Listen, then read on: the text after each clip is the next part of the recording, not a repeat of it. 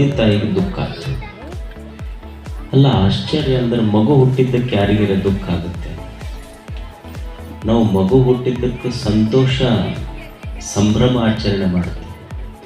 ಆದರೆ ಈ ದಂಪತಿಗಳಿಗೆ ಮಗು ಹುಟ್ಟಿದ್ದಕ್ಕೆ ದುಃಖ ಆಯ್ತು. ಕಾರಣ ಏನು ಅಂದ್ರೆ ಹುಟ್ಟಿದ ಮಗುವಿಗೆ ಎರಡೂ ಕೈಗಳೇ ಇರಲಿಲ್ಲ.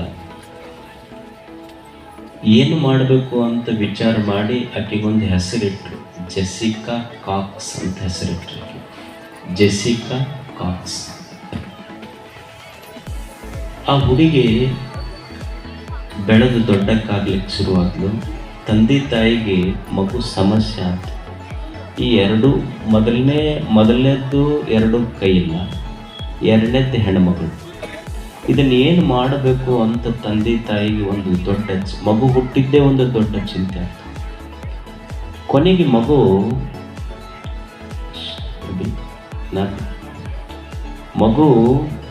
ಅದು ಎಷ್ಟು ಆಶ್ಚರ್ಯ ರೀತಿಯೊಳಗೆ ಮಗು ಬೆಳೀತು ಅಂದ್ರೆ, ತನಗೆ ಎರಡೂ ಕೈ ಇರಲಿಲ್ಲ.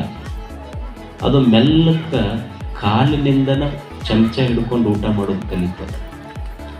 ಆಮೇಲೆ ಕಾಲಿನಿಂದನ ಜಳಕ ಮಾಡೋದು ಕಲಿತು. ಕಾಲಿನಿಂದನ ತನ್ನ ತಲೆ ಬಾಚ್ಕೊಳ್ಳೋದು ಕಲಿತು. ಕಾಲಿನಿಂದನ ಬರೆಯುವುದು ಕಲಿತು. ಆಶ್ಚರ್ಯ ಏನಂದ್ರೆ, ನಾವು 10ನೇ ಕ್ಲಾಸ್ ಅಂತೂ SSLCಗೆ ಹೋದಾಗ ಎರಡೂ ಕೈ ಇಲ್ಲದೆ ಕಾಲಿನಿಂದ ಬರೆದ ಮಗು ಸಾಲಿಗೆ ಫಸ್ಟ್ ಬಂದಿತ್ತು. ಮದುವೆ ಮುಗಿದ ಮೇಲೆ ಅಲ್ಲೆಲ್ಲ ಪ್ರಸಾದ ಇರ್ತದೆ, ಗದ್ದಲ ಮಾಡಬೇಡ್ರಿ, ಸಮಾಧಾನದಿಂದ ಹೋಗ್ರಿ. ನಿಮಗೆಲ್ಲರಿಗೂ ಪ್ರಸಾದ ಇರ್ತದೆ. ಅವರಿಗೆಲ್ಲ ಈಗ ಮಾಂಗಲ್ಯ ಧಾರಣೆ ನಡೀತದೆ. ತಾವೆಲ್ಲ ಅಲ್ಲೇ ಎದ್ದು ನಿಂತು ಅವರಿಗೆ ಪ್ರೀತಿಯಿಂದ ಅಕ್ಷತೆ ಹಾಕಿ ಆಶೀರ್ವಾದ ಮಾಡಿ ತಮಗೆಲ್ಲ ಒಳ್ಳೆಯದಾಗಲಿ ಅಂತ ಹಾರೈಸ್ತಾರೆ.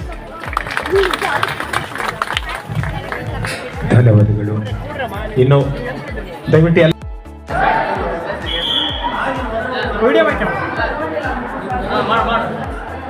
ಶಿವ